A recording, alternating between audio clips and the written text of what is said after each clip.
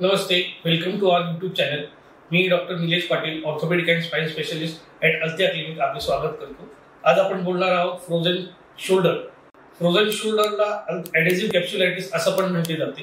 Frozen shoulder मध्ये सगळ्यात महत्त्वाचा जो त्रास असतो, पेशंटला तीव्र वेदना असतात त्यांच्या खांद्यामध्ये किंवा पेशंटला खांदा हलवण्यामध्ये खूपच त्रास होतो किंवा पेशंटचा खांदा हलवतो.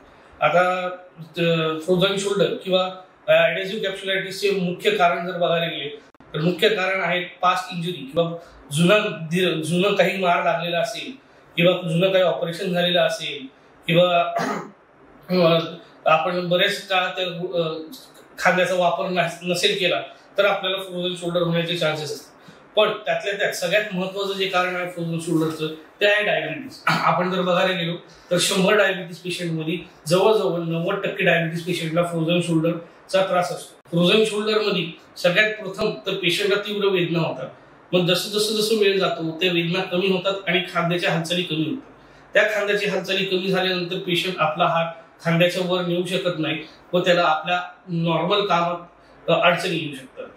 थोडं अजून दीर्घकाळ झाल्यानंतर पेशंटचं दुखणं कमी होतं, पण खांद्याच्या हालचालीमध्ये फार जास्ती नाही पण किंचितचा फायदा होतो. आता आपण फ्रोझन शोल्डरची ट्रीटमेंट बघायला झाली तर सगळ्यात प्रथम जसं मी तुम्हाला बोललो, फ्रोझन शोल्डरची महत्वाचं जे कारण आहे डायबिटीस. तर फ्रोझन शोल्डर मध्ये जे डायबिटिक पेशंट आहेत सगळ्यात पहिले तर त्यांनी त्याची शुगर कंट्रोलमध्ये ठेवावी. दुसरी गोष्ट, फ्रोझन शोल्डरसाठी ट्रीटमेंटसाठी आपल्याकडे अनेक गोष्टी आहेत. आपल्याकडे कन्झर्वेटिव्ह मॅनेजमेंट आहे, आपल्याकडे सर्जिकल मॅनेजमेंट आहे. आपण आता सध्या बोलू कन्झर्वेटिव्ह मॅनेजमेंट. कन्झर्वेटिव्ह मॅनेजमेंटमध्ये आपण शोल्डर एक्सरसाइजेस करू शकतो आणि त्या मुवमेंट रिगेन करू शकतो. पण शोल्डर एक्सरसाइज करताना पेशंटला तीव्र दुखणं असतं म्हणून आपण इंट्राआर्टिक्युलर स्टिरॉइड देऊ शकतो किंवा सुप्रास्कॅप्युलर नर्व्ह रूट ब्लॉक देतो, जेणेकरून त्या खांद्याचं दुखणं कमी होते आणि पेशंटला एक्सरसाइज करण्यात मदत होते. किंवा याच्यानंतर आपण दुसरं ट्रीटमेंट देऊ शकतो, that is called as ultrasound therapy.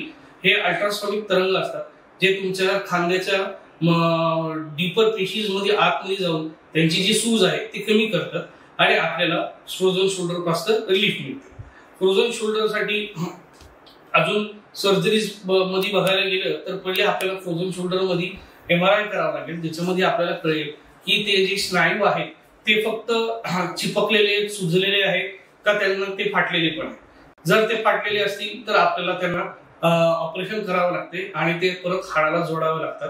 हे ऑपरेशन सुद्धा दुर्मिळीत नव्हतं आणि आपण हे ऑपरेशन केल्यानंतर परत आपल्याला एक्सरसाइज ही करावी लागते. थोडक्यात सांगायचं झालं तर फ्रोझन शोल्डर मध्ये जर महत्वाची ट्रीटमेंट बघायला गेलो तर फ्रोझन शोल्डर मध्ये महत्वाची ट्रीटमेंट आहे फिजिओथेरपी आणि रिहॅबिलिटेशन आणि मेडिसिन्स.